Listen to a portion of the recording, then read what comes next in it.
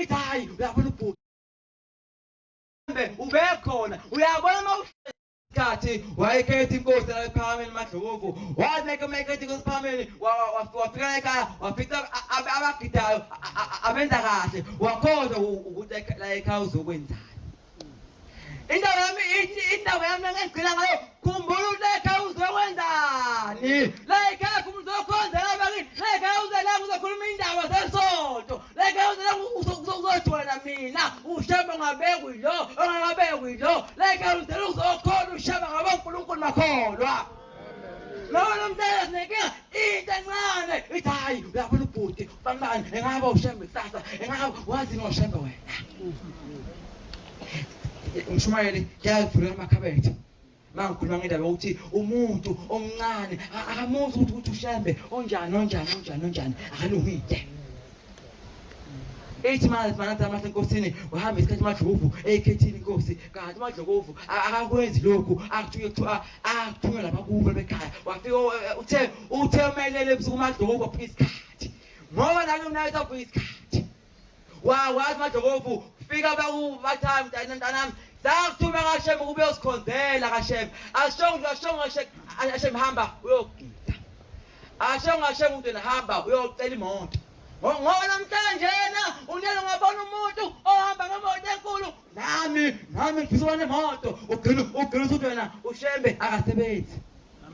Ngobani ubona ubona umuntu onemoto enhle obekumcela 3000 nawe wena ufuna umcela 3000 onamaqubu kanti wena kawabeli umcela wamaqubu wabeli ukuthi wena ukhipha bakini isigodi sosisi.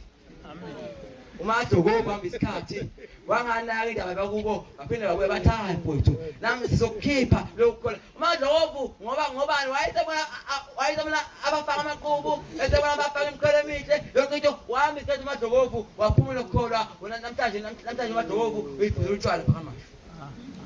ngoMadlovu wathi ukuthatha umnikelo wakhe ayovula amasango mfethu ethi mina ngifuna ukuyita amasango ngoba khona umuntu ongena emfuleni bese ngawenza umnikelo okuvula amasango.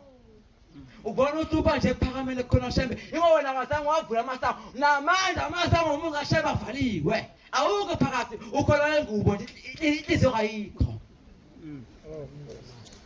Sakathi uNkulunkulu bandame inkosi bengasikhulu sengikhuluma ngendaba yokuthi insizwa yakithi uShembe oyena wesithele noNyanzi uNkulunkulu akaba nguShembe.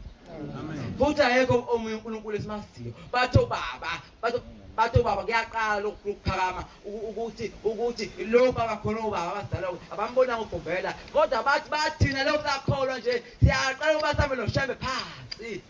Kuyinhlahla uShembe amlathi phansi namhlanje uze umuntu ethi hayi ubaba agibela imoto ubaba sekwenza ngaphansi uShembe waletha ingoba uyasithanda uShembe wasuphelele uShembe abathuka uShembe ngingamagethi Shembe efuna mina nawe uShembe. Namhlanje wena ubona ukuthi wena ukhandela omunye umuntu uzunga ekholweni uthi uba ngakhishwa ekholweni. Ngiyabonga baba.